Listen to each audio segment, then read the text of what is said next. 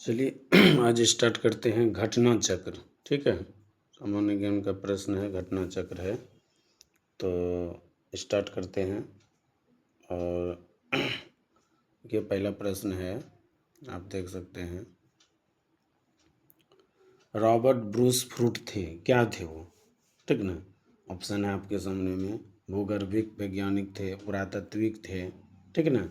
तो इसमें देख सकते हैं आपका आंसर ए और बी दोनों। रॉबर्ट ब्रूस जो थे भूगर्भिक वैज्ञानिक और पुरातात्विक वैज्ञानिक थे। ये देखिए यूपी लोअर, ठीक ना, प्री एग्जाम में 2015 में पूछा गया प्रश्न है। ठीक ना, घटना चक्र का है और काफ़ी इम्पोर्टेंट है आप लोगों के लिए। ठीक है, चलिए आगे बढ़ते हैं। देखिए इसका व्याख्या है, कह रहा है, देखिए इनसाइक्लोपीडिया ब्रिटानिका के अनुसार रॉबर्ट ब्रूस फ्रूट ब्रिटिश भूगर्भिक वैज्ञानिक और पुरातात्विक थे। जियोलॉजिक सर्वे ऑफ इंडिया से संबंध रॉबर्ट ब्रूस फ्रूट 1863 में भारत में पाषाणकालीन बस्तियों के अन्वेषण की शुरुआत की थी। नहीं, खोज किया था। अन्वेषण मतलब होता है खोज। तो इससे स्पष्ट होता है कि ए और बी दोनों सही है। ए और बी दोनों क्या है? सही है। दूसरा क्वेश्चन देखिए, कह रहा है कोपहेन संग्रहालय की सामग्री से पाषाण, कांस्य और लोह युग का त्रियुगीन विभाजन किया गया था। ठीक ना, त्रियुगीन विभाजन किया गया था किसके द्वारा? थॉमस के द्वारा किया गया था। इसका सही आंसर है थॉमस। इसका व्याख्या देखिए, ठीक है, इसमें देखिए कहता है डेनमार्क के कोपहेगन संग्रहालय में 1818 से 1820 ईस्वी में एक आयोग की रिपोर्ट के अनुसार सामग्री के आधार पर पाषाण, कांस्य और लोह युग का त्रियुगीन विभाजन क्रिश्चियन जुर्गेस थॉमस ने किया था।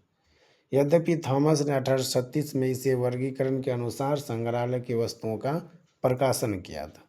ठीक है, याद रखिएगा क्या क्या था? प्रकाशन किया गया था। तीसरा प्रश्न देखिए, कहता है भारतीय इतिहास के संदर्भ में Alexander Rea H Longhurst, Robert Sewell, James Burgess और वाल्टर इलियट किस गतिविधि से जुड़े हुए थे?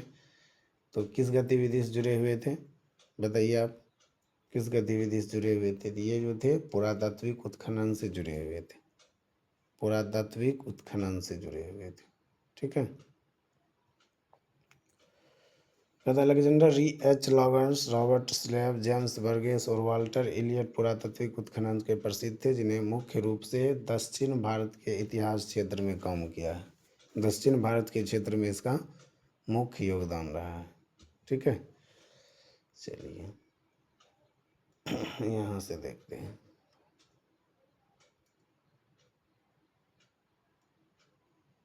ठीक है, दिख रहा है आप लोग को?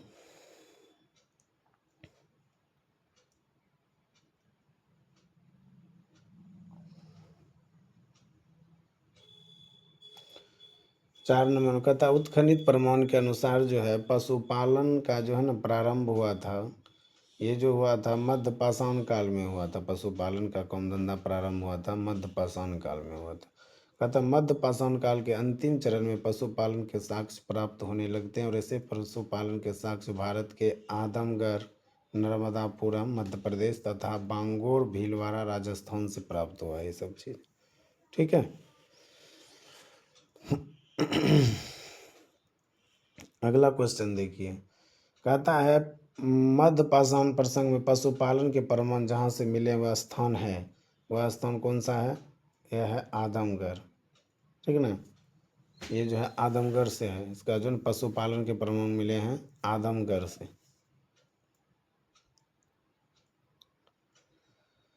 निम्नलिखित में किस स्थल से हड्डी के उपकरण प्राप्त हुए हैं?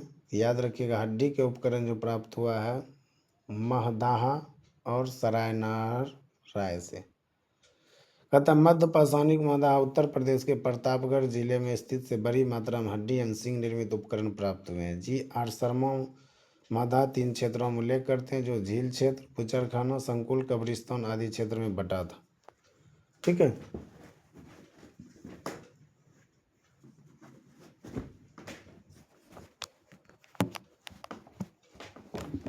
और ये जो है सरायनहार से अल्प मात्रा में हड्डी के उपकरण भी प्राप्त हुए हैं। ठीक है, उसके बाद आगे बढ़िए। 7 नंबर देखते हैं। कहता है इसमें देखिए, कहता है हड्डी से निर्मित आभूषण भारत में मध्य पाषाण काल के संबंध में प्राप्त हुए हैं। सरायनहर और मदहास अभी तुरंत आप पढ़े हैं, ठीक ना, ये 2013 में पूछा गया सवाल है।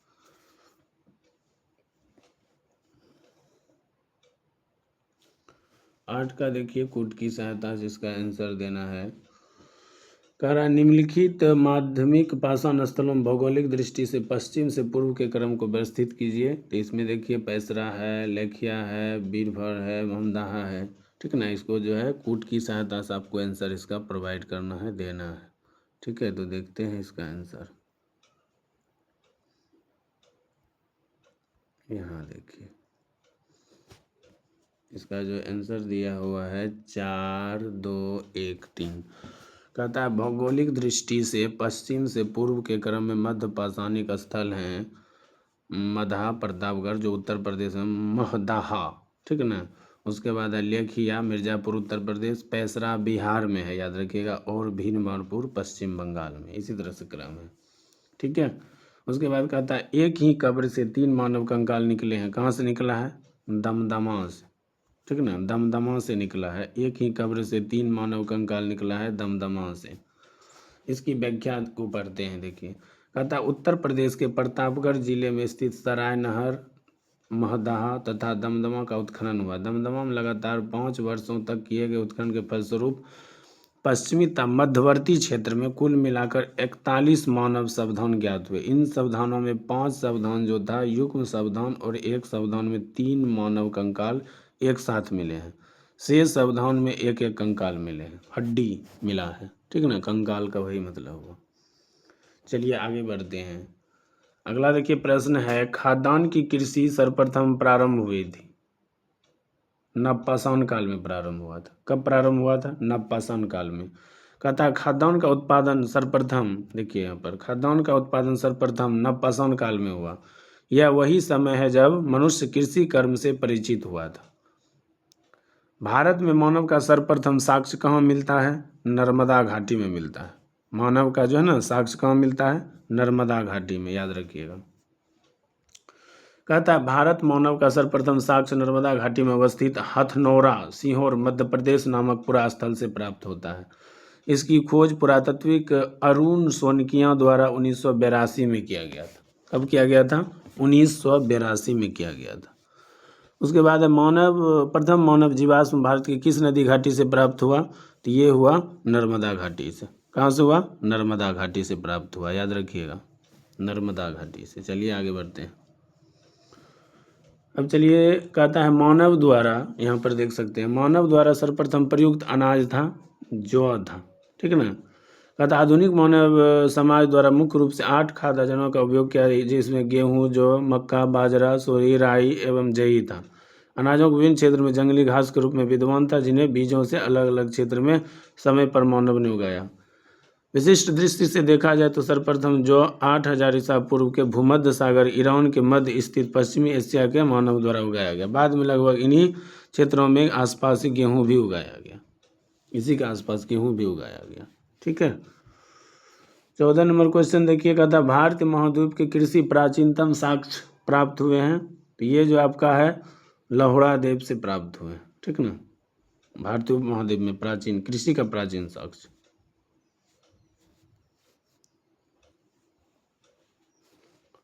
देखिए कहता नवीनतम खोज के आधार पर भारतीय उपमहाद्वीप में प्राचीन कृषि साक्ष्य वाला स्थल उत्तर प्रदेश के संत कबीर नगर जिले में स्थित लहुड़ा देव है। यहाँ पर जो है 9000 से 7000 ईसा पूर्व के बीच में चावल के साक्ष्य प्राप्त हुए हैं। उल्लेखनीय है कि इस नवीनतम खोज के पूर्व भारतीय उपमहाद्वीप के प्राचीनतम साक्ष्य स्थल मेहरगढ़, क्योंकि पाकिस्तान के बलूचिस्तान में स्थित, यहाँ से 7000 ईसा पूर्व के गेहूँ के साक्ष्य मिले हैं। इसी तरह से जबकि चावल के साक्ष्य वाला स्थल कोल्डिवा प्रयागराज जिले में बेलन नदी के तट पर स्थित 6500 ईसा पूर्व चावल के साक्ष्य माना जाता है, ठीक ना।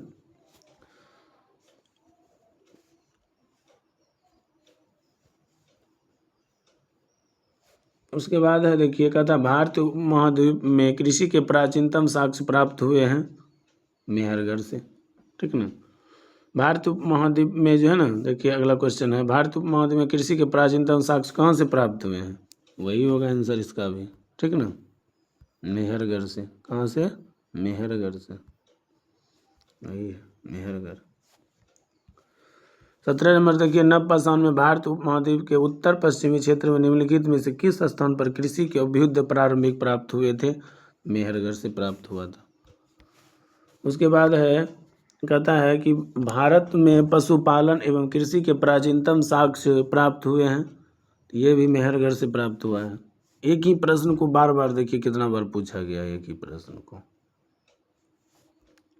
19 नंबर का देखिए, कहता उत्तर प्रदेश के सांस्कृतिक विरासत के संदर्भ में निम्नलिखित कथनों में से कौन सही है? कहता है इस प्रदेश के अनेक उत्खनित पुरास्थल से वैश्विक संदर्भ में कृषि के प्राचीनतम प्रमाण प्राप्त हुए हैं। दूसरा कहता है प्राचीनतम प्राप्त कृषि अन्न जौ और धान है। कूट की सहायता से उत्तर देना है, तो केवल एक सही है, ठीक ना, केवल एक जो है इसका सही है।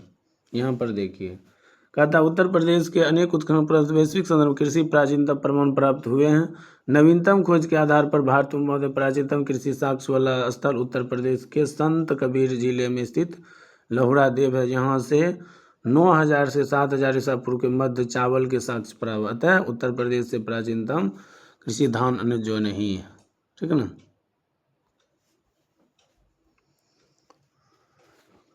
उसके बाद देखिए अगला क्वेश्चन, कहता है 20 नंबर का देखिए, कहता उस स्थल का नाम बताइए जहाँ से प्राचीनतम अस्थायी जीवन के प्रमाण मिले हैं। ये मेहरगढ़ से मिला है, ठीक है ना, ये चीज़ जो है आप पढ़ चुके हैं, मेहरगढ़ से मिला है।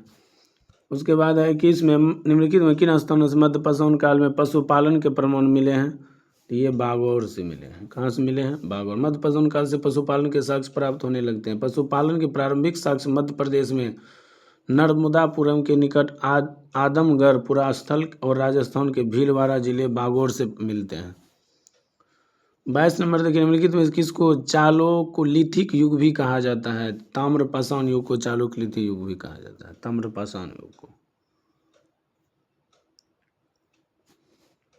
23 का देखिए, कहता आहार सभ्यता के बारे में विचार कीजिए। कहता आहारवासी तांबा गलाना जानते थे, पहला। दूसरा कह रहा है कि ये लोग चावल से परिचित नहीं थे। तीसरा कह रहा है धातु का काम आहारवासियों की अर्थव्यवस्था का एक साधन था। चौथा कथन है कि यहाँ से काले लाल रंग के मृदाभंड मिले हैं जिन पर सामान्यतः सफ़ेद रंग से ज्यामितीय आकृति उकेरी गई थी। तो यहाँ देखिए आंसर ए में 1, 3 और 4 सही है, यानी कि आहारवासी तांबा गलाना जानते थे, धातु के काम वाला ये अर्थव्यवस्था ही सही है, और ये 4 नंबर का सही है, ठीक है ऑप्शन।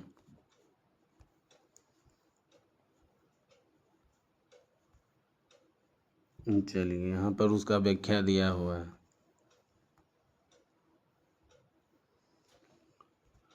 कहता आहार तथा बनास संस्कृति किस संस्कृति के समकालीन थे? ये हड़प्पा संस्कृति के समकालीन थे, ठीक है ना, हड़प्पा संस्कृति के ये क्या थे? समकालीन थे। उसके बाद है कि 25 नंबर, निम्न में से किस एक पुरास्थल से पाषाण संस्कृति से लेकर के हड़प्पा सभ्यता के एक सांस्कृतिक अवशेष प्राप्त हुए हैं? ये आमरी से। बलूचिस्तान पाकिस्तान में स्थित पुरास्थल मेहरगढ़ से पाषाण संस्कृति से लेकर हड़प्पा सभ्यता तक के संस्कृति के अवशेष प्राप्त हुए हैं, ठीक है। मेहरगढ़ होगा इसका सही आंसर, मेहरगढ़ लगा लीजिए। उसके बाद है नवदा टोली का उत्खनन किससे किया गया था? तो ये जो है आपका HD संकलिया के द्वारा किया गया था। नवदा टोली मध्य प्रदेश का उत्खनन Deccan college Poona professor HD Sankalia ने कराया था, और यह स्थल महाद्वीप का सबसे विस्तृत स्थल है। नवदा टोली किस राज्य में अवस्थित है? अभी तुरंत आप पढ़े, मध्य प्रदेश में अवस्थित है, मध्य प्रदेश में। अगला क्वेश्चन है वृहद पाषाण स्मारकों की पहचान की गई थी।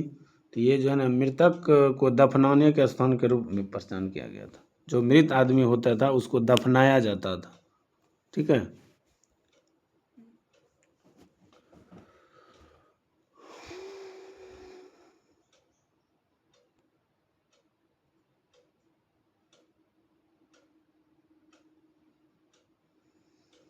उसके बाद है राख का टीला, 29 नंबर। राख का टीला जो है नवपाषाणिक स्थल से संबंधित है। तो ये जो है संगनकल्लू, कर्नाटक में मैसूर के पास बेल्लारी जनपद में स्थित संगनकल्लू नामक नवपाषाणी पुरातन राग के टीले से प्राप्त हुए।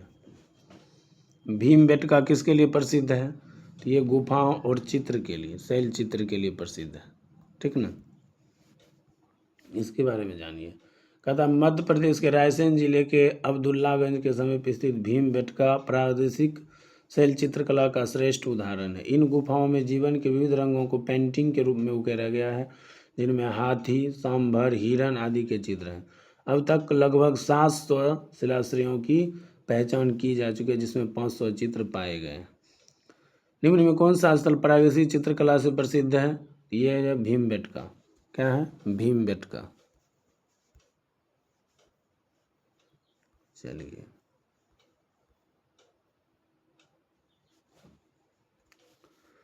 भीमबेटका की गुफाएं कहाँ स्थित हैं? तो ये जो है आपका अब्दुल्लागंज रायसेन में। ठीक ना। भारत में किस शिलाश्रय से सर्वाधिक चित्र प्राप्त हुए हैं? भीमबेटका से।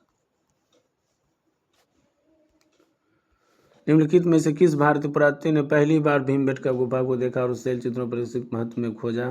तो ये जो है आपका V.S. वाराणकर ने। मध्य प्रदेश के रायसेन जिले में स्थित भीमबेटका प्रसिद्ध शैल चित्रकला का श्रेष्ठ उदाहरण है और इसकी खोज 1957 में V.S. वाराणकर ने की थी। यूनेस्को ने भीमबेटका शिल्प को विश्व विरासत की सूची में सम्मिलित किया है।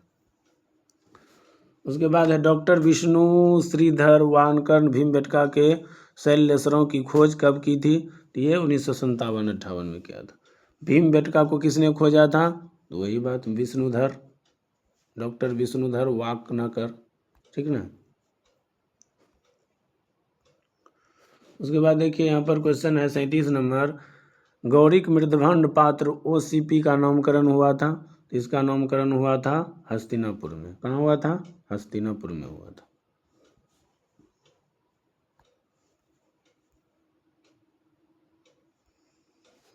उसके बाद है आपका ताम्र काल में महाराष्ट्र के लोग मृत घरों को फर्श में नीचे रखकर दफनाते थे। ये जो है उत्तर दक्षिण की ओर, उत्तर और दक्षिण की महाराष्ट्र की ताम्रपाषाण संस्कृति जो है निवासा देमादा चंदौली इमामगंज आदि पुरास्थलों के मृतकों को उत्तर से दक्षिण की दिशा में घरों के फर्श के नीचे दफनाए जाने के साक्ष्य मिले हैं। कब्र में मिट्टी और हड्डियों और तांबे की कुछ वस्तुएं भी रखी जाती थी। उसके बाद है निम्नलिखित में से किस स्थल से मानव कंकाल के साथ कुत्ते का कंकाल भी सावधान से प्राप्त हुआ है? तो ये बुर्ज-होम से मिला है। जम्मू एवं कश्मीर में श्रीनगर के निकट स्थित बुर्ज-होम से नवपाषाणिक अवस्था मानव कंकाल के साथ कुत्ते के कंकाल प्राप्त हुए हैं। गर्तवास गड्ढों वाले घर में यहाँ प्रमुख विशेषता है। उसके बाद है 40 में निम्नलिखित में से किस स्थान पर मानव के साथ कुत्ते को दफनाए जाने का साक्ष्य मिला है? बुर्ज-होम। अभी तुरंत आपको बताए, बुर्ज-होम जम्मू कश्मीर। गर्त आवास के साक्ष्य प्राप्त हुए हैं बुर्ज-होम से। ठीक ना। कहाँ से? बुर्ज-होम से प्राप्त हुए हैं। 42 में देखिए सही मिलान करना है आपको। सही मिलान इसका जो है कूट के अथी से मिलाना है। ठीक है ना। आंसर इसका देखिए बी है, तो यहाँ पर देखिए सही मिलान इसका दिया हुआ है। देखिए पाषाण काल जो है सोन नदी घाटी होगा। ठीक है। मध्य पाषाण काल भीमबेटका होगा। नव पाषाण काल बुर्ज-होम होगा। ताम्र पाषाण काल बनास की घाटी होगा। ठीक ना। ये था मिलान उसका। फिर दूसरा मिलान देखिए यहाँ पर दिया हुआ है। दूसरा मिलान का नेवास महाराष्ट्र में, ईसमपुर कर्नाटक में, डिडवाना राजस्थान में और गुडियाम गुफा तमिलनाडु में। ठीक है। उसके बाद यहाँ पर देखिए निम्नलिखित पर विचार करना है। तो ये जो है 2 और 3 इसका जो है निम्नलिखित में कौन सही सुमेलित है? तो 2 और 3 सही सुमेलित है। चंद्रकेतु गुर टेरा टोटका काला और 3 में है गणेश्वर ताम कलाकृति। ठीक है। चलिए,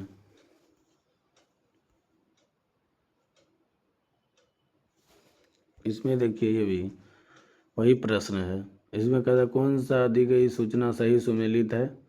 2 और 3 वही क्वेश्चन है। इमामगंज महाराष्ट्र ताम्रपाषाण काल है, ये 2 नंबर।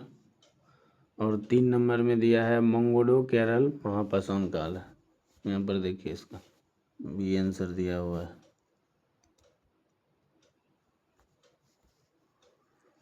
चंद्र केतु, यहाँ देखिए व्याख्या, चंद्र केतु पश्चिम बंगाल के नॉर्थ परगना 24 परगना जिले में स्थित एक पुरातात्विक स्थल या ओडिशा में नहीं है, ठीक है, और बंदरगाह सरी महत्वपूर्ण है, ठीक ना।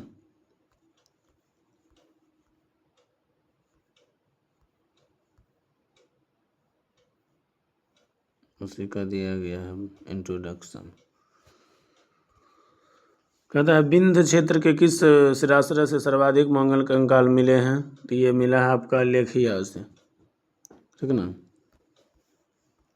उसके बाद है 47 में देखिए नीचे दिए कथन दिया गया है, ठीक ना। अभी कथन है विंध्य क्षेत्र के पाषाण युगीन लोग नूतन भूतल काल के गंगा घाटी का प्रयोजन करते थे। जलवायु परिवर्तन के कारण इस काल में शुष्कता थी, तो इसको जो कूट के सहायता से इसका उत्तर बताना था। तो इसमें जो है ए नंबर सही है, ठीक ना। ए में जो है ए और आर दोनों सही है और आर ए की सही व्याख्या करता है। उसके बाद है देखिए भारतीय पुरातत्विक सर्वेक्षण निम्नलिखित विभागों मंत्रालयों में से किसका संलग्न है, तो ये जो है ना संस्कृति का संकलन है। किसका संकलन है? संस्कृति का संकलन है, ठीक है ना, संस्कृति का संकलन है, यहाँ दिया हुआ है, ठीक है।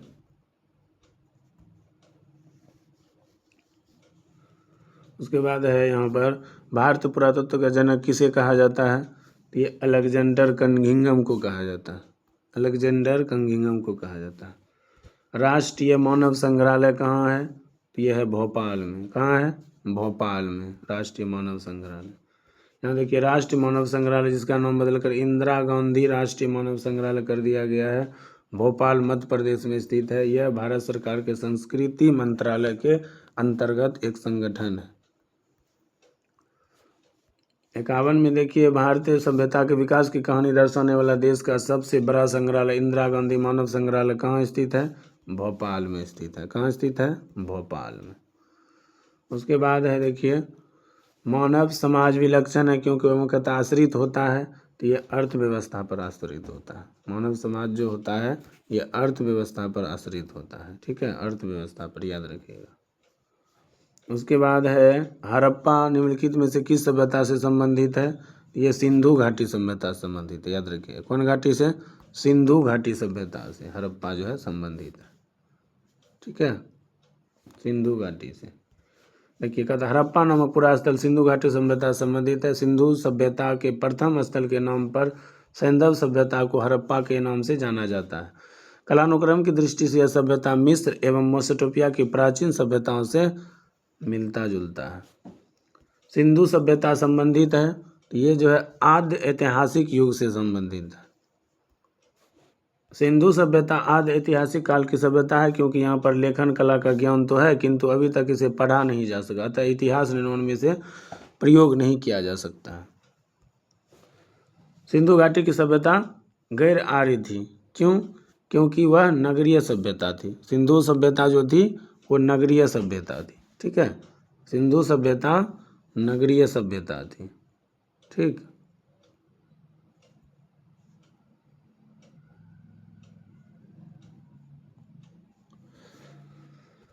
कहता सिंधु घाटी सभ्यता गैर आर्यमुखी इसलिए थी क्योंकि वह नगरीय सभ्यता थी जबकि आर्य सभ्यता ग्रामीण थी। सिंधु घाटी सभ्यता को आर्यों से पूर्व की रखने जाने का कारक है मृदुभाण, ठीक है ना, मृदुभाण था। कहता है सिंधु सभ्यता लिपि ज्ञान और नगर नियोजन आदि के संदर्भ में आर्यों अधिक विकसित थी। पुरातात्विक साक्ष्यों में अलग अलग काल में मृदभांड की ही सिंधु घाटी सभ्यता के आर्यों के पूर्व सिद्ध करते हैं। काले रंग की आकृति से चित्रित लाल मृदभांड हड़प्पा सभ्यता से संबंधित है और वहीं धूसर एवं चित्रित धूसर मृदभांड जो बाद के हैं आर्यों से संबंधित है। सिंधु घाटी सभ्यता वैदिक सभ्यता से भिन्न थी क्योंकि इसके पास विकसित शहरी जीवन की सुविधाएं थी, इसके पास चित्रलेख लिपि थी, इसके पास लोहे और रक्षा शस्त्रों के ज्ञान का अभाव था। उपयुक्त सभी बिल्कुल सही है। हड़प्पा संस्कृति की जानकारी का प्रमुख स्रोत है पुरातात्विक खुदाई, ठीक ना। उसके बाद है आपका निम्नलिखित में कौन सा सिंधु घाटी सभ्यता का प्रकाश डालता है, कौन सा ऐसा चीज़ है जो सिंधु घाटी सभ्यता पर प्रकाश डालता है, तो चलिए देख लेते हैं।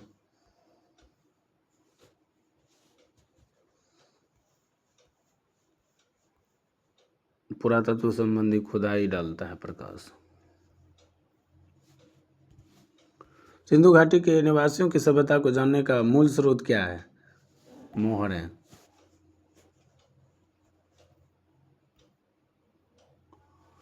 उसके बाद है हड़प्पा सभ्यता की उत्पत्ति के निम्नलिखित में कौन सा जोड़ा सही नहीं है?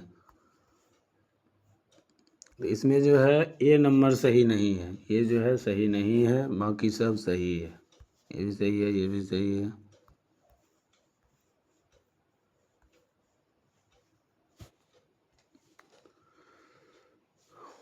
अब देखिए कुछ मिलान दिया गया है, उसको मिलाना है आपको। यहाँ पर देखिए हड़प्पा दयाराम साहनी, हस्तिनापुर BBI लाल, तक्षशिला जॉन मार्शल और कौशाम्बी MG मजूमदार। ठीक है। हड़प्पा जो है कहता है भारत में चांदी की उपलब्धता के प्राचीन साक्ष्य कहाँ से मिले हैं? हड़प्पा संस्कृति से मिले हैं। हड़प्पा वासियों को चांदी का जानकारी थे। मोहनजोदड़ो और हड़प्पा के निवासी इसके विविध प्रयोग साक्ष्य मिलते हैं। ये लोग मुख्यतः राजस्थान की जावर और अजमेर की खानों से चांदी प्राप्त करते थे। उसके बाद हड़प्पा में मिट्टी बर्तन पर सामान्यतः किस रंग का उपयोग होता था? तो वो जो है नीला और हरा दोनों का उपयोग होता था। सॉरी, लाल का उपयोग होता था, ये गलत है आपका, लाल रंग का उपयोग होता था। ठीक है, याद रखिएगा लाल रंग का।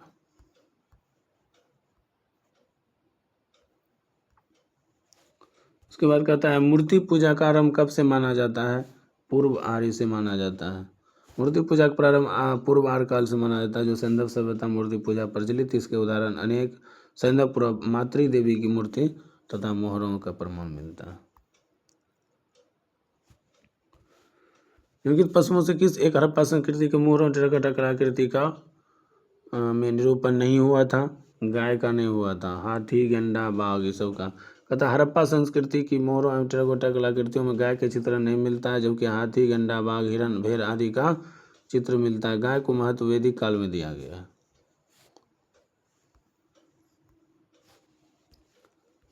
निम्नलिखित में कौन सा एक हड़प्पा स्थल नहीं है? सोहगोड़ा, ये जो हड़प्पा स्थल नहीं है, बाकी तो चंद्रोरो, कोटद्दी, देसलपुर ये सब है।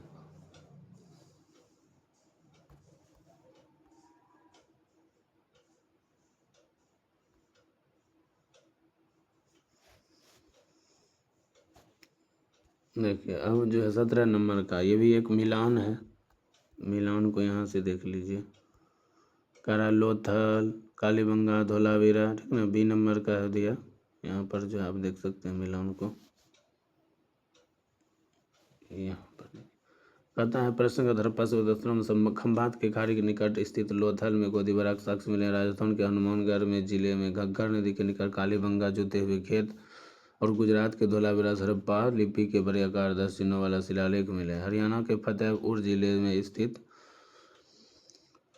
फतेहाबाद जिले में स्थित बनावली पक्की मिट्टी बनी हुई कलाकृति मिली है। एक जूते हुए खेत की खोज की गई थी कालीबंगा से। ठीक ना, जूते हुए खेत की पहचान हुआ कालीबंगा से। किस हड़प्पन नगर में जूते हुए खेत के निशान मिले हैं? ये मिले हैं कालीबंगा से।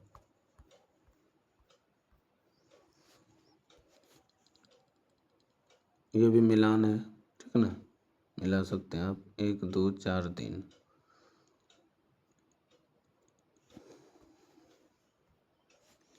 हड़प्पा देखिए यहाँ पर समाधान, लोथल, गोदी, कालीबंगा, जुते हुए खेत, मोहनजोदड़ो, नर्तकी की मूर्ति। ये भी मिलान है। यहाँ पर देखिए मिला सकते हैं। हड़प्पा जो है रावी नदी के किनारे है। ठीक ना,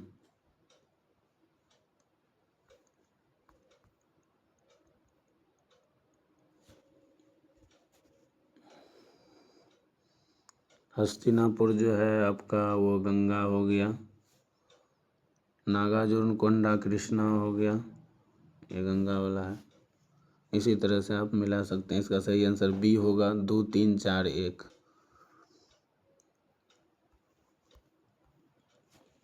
अगला क्वेश्चन में देखिए, बस्ती और नदी, हड़प्पा रावी नदी, कालीबंगा घग्गर नदी, लोथल भोगवा नदी, रोपर सतलुज नदी। हड़प्पा किस नदी के किनारे अवस्थित है? तो रावी नदी पर। हड़प्पा किस नदी के किनारे अवस्थित है? रावी नदी, रावी नदी। सैंधव सभ्यता का महास्नानागार कहाँ से प्राप्त हुआ है? तो ये जो है मोहनजोदड़ो से हुआ है। सैंधव सभ्यता के महान स्नानागार के साक्ष्य मोहनजोदड़ो से प्राप्त हुए। इसकी लंबाई उत्तर से दक्षिण 55 मीटर और चौड़ाई जो है 33 मीटर है। विशाल स्नानागार किस पुरातत्व स्थल से आया है? मोहनजोदड़ो होगा इसका सही आंसर। कहाँ से? मोहनजोदड़ो से, ठीक ना, मोहनजोदड़ो से मिला है। उसके बाद आगे बढ़ते हैं। कह रहा है सिंधु घाटी सभ्यता किस पुरातत्व से नाव के चित्र या मॉडल प्राप्त हुए? हड़प्पा, कोरजी, कालीबंगा, रोपर, मोहनजोदड़ो एवं लोथल। कहाँ से? मोहनजोदड़ो और लोथल से। मोहनजोदड़ो एवं लोथल से नाव के चित्र युक्त मोहरें प्राप्त हुई है। उसके बाद देखिए, सिंधु सभ्यता के बारे में लिखित कौन सा कथन असत्य है? नगर नालियों की सुदृढ़ व्यवस्था थी, ये सही है। व्यापार वाणिज्य का उन्नत दशा थे, ठीक है। मातृ देवी की उपासना की जाती थी, बिल्कुल ठीक है। लोग लोहे से, ये गलत है। सिंधु सभ्यता में लोहा से लोग परिचित नहीं था, कांस्य युग था वो। हड़प्पा सभ्यता की खुदाई में मिले अवशेष के आधार पर क्या सही नहीं है? कहता है सभी तरह के निर्माण कार्य के लिए एक आकार की ईंट का उपयोग किया जाता था, नहीं। मुख्यतः सभी घर एक मंजिला ही बनाए जाते थे, ठीक है। मुख्य सड़कें औसतन 10 मीटर चौड़ी थी, ये भी ठीक है। तो ये जो है 1 और 2 गलत है ना, कई मंजिला बनाया जाता था, एक मंजिला थोड़ा बनाया जाता। कहता सिंधु सभ्यता में पक्की और कच्ची दोनों प्रकार की ईंटों का प्रयोग किया था। सभी नगरों में पक्का ईंट का समानता जो है होता था, इसलिए कालीबंगा संस्कृति ईंटों के साक्ष्य प्राप्त हुए। चंद्रो तरह तरह के होते थे, वो बहुमंजिला इमारत था।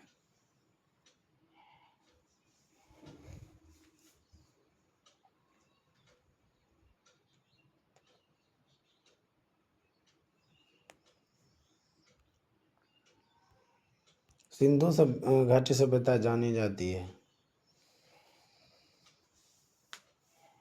अपने नगर नियोजन के लिए, मोहनजोदड़ो हड़प्पा के लिए, अपने कृषि संबंधी कार्य के लिए, अपने उद्योग के लिए, ठीक है। तो सभ्य से ये बुझा रहा है, इसमें गलत तो नहीं बुझा रहा है।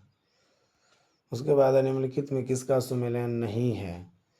तो देखिए, कहता है कालीबंगा राजस्थान के हनुमानगिरी जिले से है, कालीबंगा, ठीक ना। कालीबंगा की खोज इटली के लिए पीरोसेट ने की थी, जबकि हड़प्पा स्थल के रूप में पहचान अमरनाथ घोष ने की थी। अन्य तीनों विकल्प सम्मिलित, ठीक ना। सी सही नहीं है, कालीबंगा जो है ये राजस्थान होगा, सी नंबर सही नहीं है। उसके बाद कहता है कि सिंधु सभ्यता से केंद्र उत्तर प्रदेश में स्थित है। 3 और 4, आलमगीरपुर और हुलास। कालीबंगा राजस्थान तथा लोथल गुजरात में स्थित है। आलमगीरपुर उत्तर प्रदेश के मेरठ जिले में और हुलास सहारनपुर जिले में स्थित है।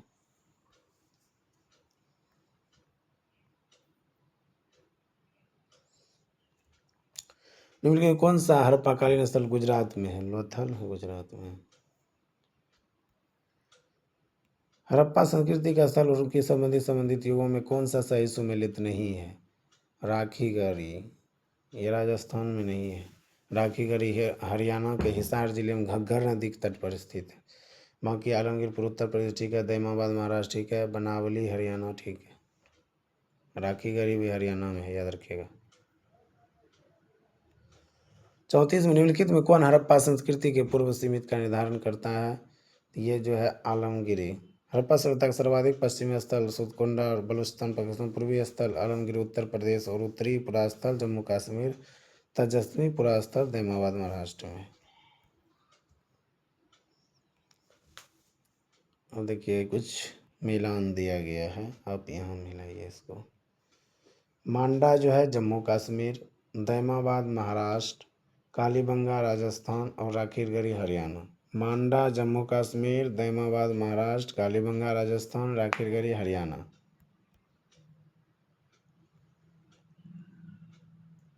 उसके बाद है बालू हरियाणा, मांडा जम्मू कश्मीर, पाडरी गुजरात, हुलास उत्तर प्रदेश। उसके बाद है हड़प्पा पाकिस्तान के पंजाब में, मोहनजोदड़ो तथा चंद्रो दोनों सिंध प्रांत में तथा सुतकोंडा गुजरात में स्थित है। बी सही है, 2-3।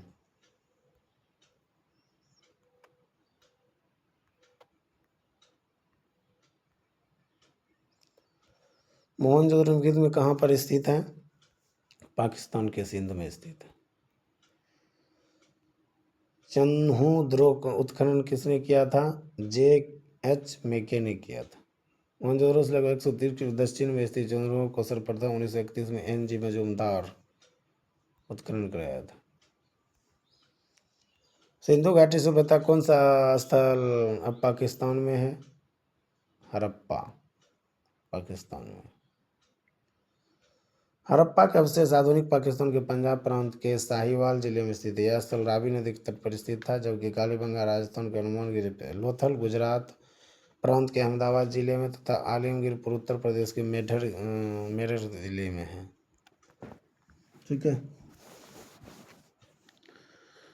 उसके बाद है रंगपुर, जहाँ हड़प्पा की समकालीन सभ्यता थी, सौराष्ट्र में है। कहाँ है? सौराष्ट्र में। उसके बाद है आपका देगरी, एक प्रवर्ती हड़प्पा स्थल है जो कि पंजाब में है। कहाँ है? पंजाब में है। ठीक है, पंजाब में। उसके बाद है सिंधु सभ्यता कौन सा स्थल भारत में स्थित है? तो ये जो है लोथल है। सिंधु सभ्यता संबंधित लोथल नामक पुरास्थल गुजरात के अहमदाबाद जिले में भोगवा नामक नदी के तट पर सरगवल गांव के समीप स्थित है। हड़प्पा और मोहनजोदड़ो पाकिस्तान में स्थित है। वह हड़प्पाई नगर जिसका प्रतिनिधित्व लोथल का प्रत स्थल करता है किस नदी पर है? अभी बताया आपको, भोगवा नदी पर है। कौन नदी पर है? भोगवा नदी पर है। ठीक है, भोगवा नदी पर है। उसके बाद है देखिए, हड़प्पा स्थल लोथल स्थित है, गुजरात में है। सिंधु घाटी सभ्यता का पत्तन नगर था लोथल। उसके बाद है निम्नलिखित में कौन सा एक हड़प्पा का बंदरगाह है? लोथल। कहाँ है? गुजरात में। लोथल कहाँ है? गुजरात में है, याद रखिएगा। कहता है सिंधु घाटी सभ्यता का प्रमुख नगर का नाम क्या है जिसका पश्चिमी एशिया व्यापारिक संबंध था? तो लोथल है। कहता है लोथल जो कि वर्तमान में गुजरात में स्थित है, सिंधु घाटी सभ्यता का एक महत्वपूर्ण नगर था जो प्राचीन व्यापारिक बंदरगाह के रूप में जाना जाता था। यहाँ पर व्यापार होता था, हाथी का दांत होता था, शंख, ये सब का व्यापार होता था। सिंधु घाटी सभ्यता की सबसे महत्वपूर्ण विशेषता क्या है? यह जो है सबसे महत्वपूर्ण विशेषता क्या था इसमें? बहुत ज़्यादा चीज़ था, इसीलिए पक्की ईंटों से बनी इमारत, ये सब चीज़। कहता है सिंधु घाटी सभ्यता भारत में बहुत प्राचीन नगरीय सभ्यता था, निवास सुनिश्चित व्यवस्था, बहुत चीज़ था इसका। ठीक है ना, एक से अधिक आंसर हो जाएगा। उसके बाद है निम्नलिखित में से किस सिंधु घाटी स्थल पर हल की खोज संबंधी टेराकोटा के प्रतिकूल मिली है? तो ये जो प्रश्न है इसको जो है आंसर जो है पूर्ण रूप से नहीं, मुख्य रूप से देखिए, यहाँ कहता है बनावली हरियाणा, एक मिनट, हरियाणा तथा कालीबंगा राजस्थान सिंधु स्थल से खोज से संबंधित टेराकोटा प्रक्रम दोनों जगह से प्राप्त हुआ है। ठीक है, कहता है निम्नलिखित हड़प्पाकालीन स्थल से हल का टेराकोटा प्राप्त हुआ है। तो ये जो बनावली से, हरियाणा के फतेहाबाद जिले में स्थित बनावली से हल का टेराकोटा प्राप्त हुआ है। उसके बाद है आपका निम्नलिखित में कौन सा सिंधु घाटी सभ्यता संबंधित स्थल नहीं है? तो ये पाटलिपुत्र नहीं है, कालीबंगा तो है, ये है, रोपर है, लोथल है। कालीबंगा, रोपर तथा लोथल सिंधु घाटी संबंधित स्थल है, जबकि पाटलिपुत्र सिंधु घाटी सभ्यता स्थल नहीं है। भारत में हड़प्पा का वृहद स्थल है राखीगढ़ी है, वृहद स्थल। कहता हरियाणा के हिसार जिले में स्थित राखीगढ़ी हड़प्पा सभ्यता का सबसे बड़ा स्थल है। मोहनजोदड़ो, हड़प्पा, गवेरीवाला पाकिस्तान एवं राखीगढ़ी एवं धौलावीरा भारत हड़प्पा सभ्यता के 5 वृहद स्थलों में श्रेणी में आते हैं। भारत का सबसे बड़ा हड़प्पा स्थल है ये जो है आपका राखीगढ़ी है। ठीक ना, सबसे बड़ा कौन है? राखीगढ़ी। उसके बाद है स्थापित सिंधु घाटी सभ्यता जिन नदियों के तट पर बसी है वे थी सिंधु, चेनाब और झेलम। गंगा नहीं होगा, ठीक है। 1 2 3 सिंधु, चेनाब, झेलम।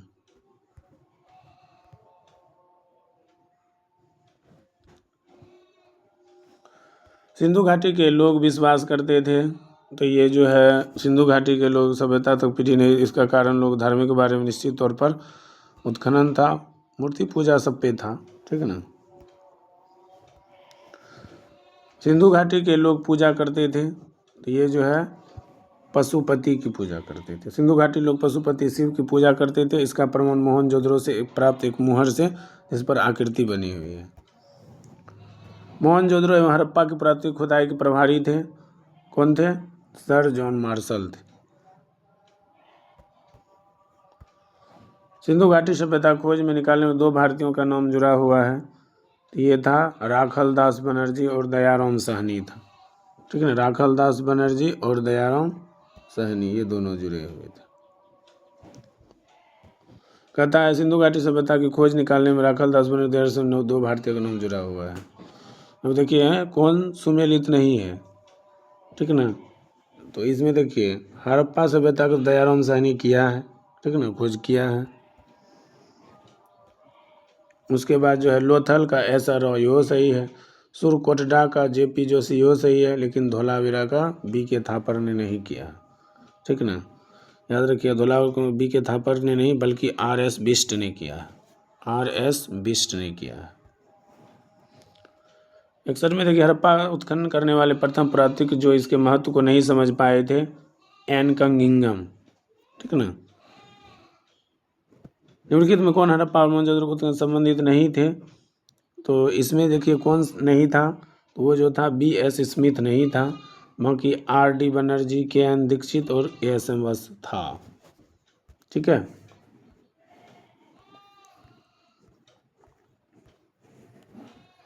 चलिए कहता है निम्नलिखित में किसके द्वारा सुरकोटदा नामक हड़प्पा सांस्कृतिक स्थल की खोज की गई थी? तो ये खोज किया गया था जगतपति जोशी के द्वारा किया गया था, ठीक है, जगतपति जोशी। उसके बाद है सिंधु घाटी सभ्यता में विकसित अवस्था में किस हड़प्पा घरों से कुओं के अवशेष मिले हैं? इसमें भी जो है ना इसका आंसर जो है भिन्नता के कारण नहीं दिया गया है, ऑप्शन में भिन्नता के कारण।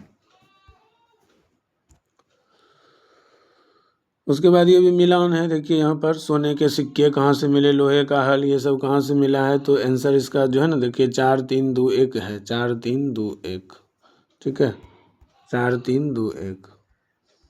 इसमें देखिए करा भारत में प्राचीन हड़प्पा सभ्यता अपनी नगर योजना विख्यात है, ठीक है ना। मोहनजोदड़ो, हड़प्पा, चंद्रो, कालीबंगा, लोथल, सुरकोटा तथा बनावली। सिंधु घाटी सभ्यता कांस्य युगीन है, ठीक है ना। उसके बाद है सर्वप्रथम मानव ने निम्न धातु का उपयोग किया था। किसका उपयोग किया था? तांबा का किया था सबसे पहले। सर्वप्रथम मानव द्वारा धातु जो है तांबा का प्रयोग किया गया। विश्व के विभिन्न भागों में इसका प्रयोग तिथि पर्याप्त अंतर है। हाथी दांत का पैमाना हड़प्पा संदर्भ में मिला था लोथल से, लोथल से मिला था।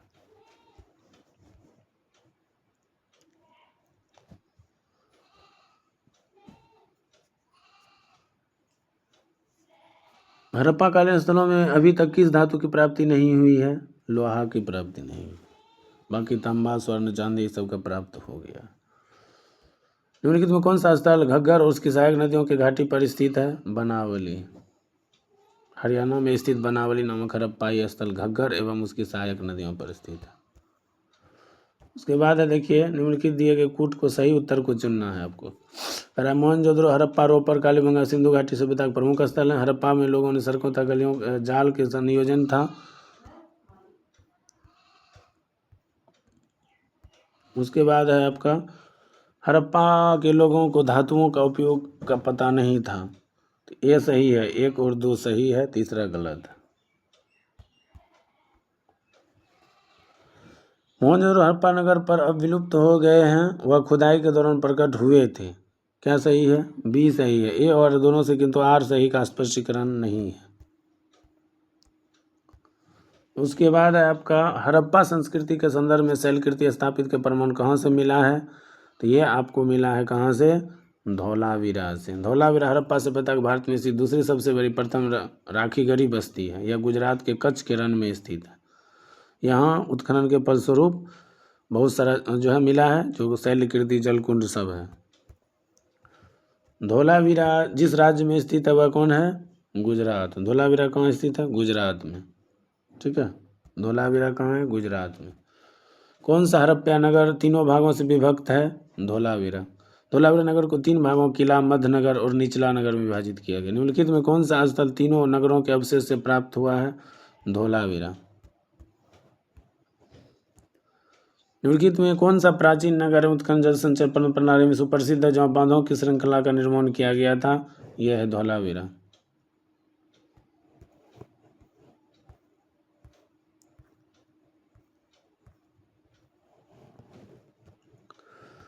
एक उन्नत जल प्रबंधन व्यवस्था का साक्ष्य प्राप्त हुआ है?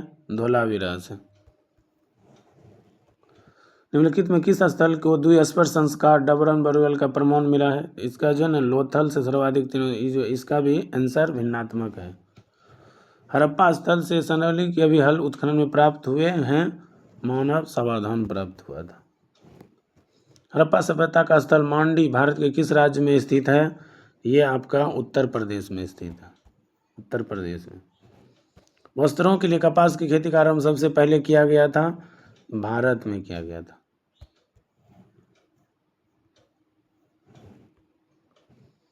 कहता कौन से लक्षण सिंधु सभ्यता के लोगों का विशाल महत्व को करता है? तो वे देवी और देवताओं दोनों की पूजा करते थे। ठीक है,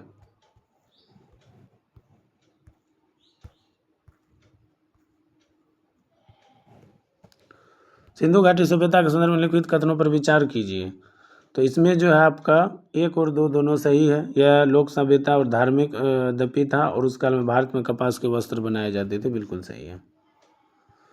84 में देखिए वह किस स्थान पर एक स्थान पर सिंधु घाटी सभ्यता से विख्यात मिले थे? तो मोहनजोदड़ो से। मोहनजोदड़ो से प्राप्त कुबर वाले बैल की आकृति युक्त मोहर कलात्मक महोदय ने किया था। ठीक है ना, मार्शल महोदय ने।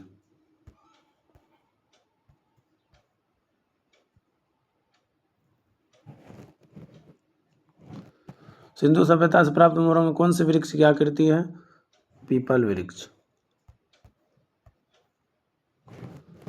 86 निम्नलिखित में से किस पशु का अंकन हड़प्पा संस्कृति पर नहीं मिलता है?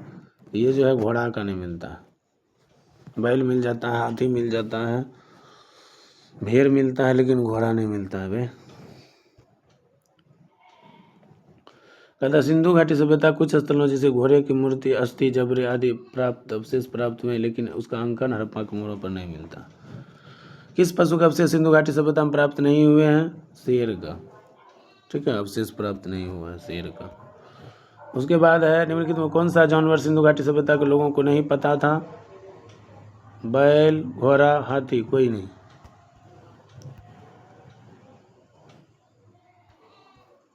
उसके बाद है आपका देखिए यहाँ पर IIT खड़गपुर के अध्ययन दल रिपोर्ट के अनुसार लगातार कितने वर्षों की न के बराबर वर्षा होना सिंधु घाटी सभ्यता के पतन का कारण रहा था?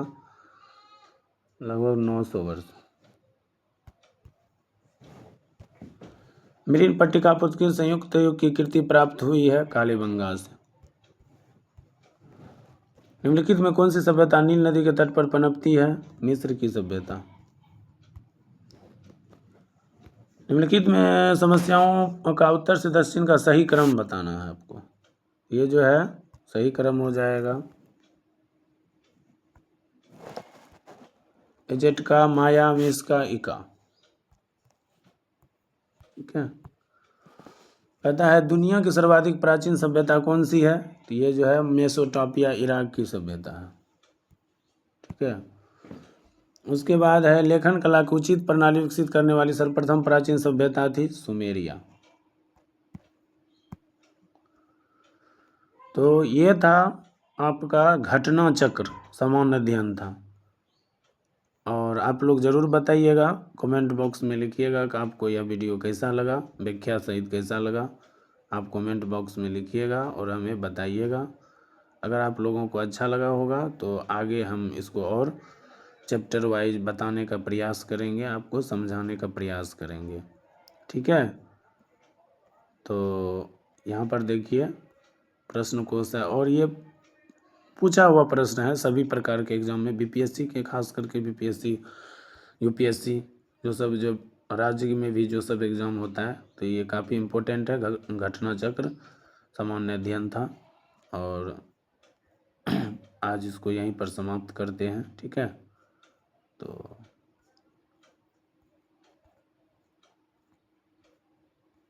थैंक यू, जय हिंद।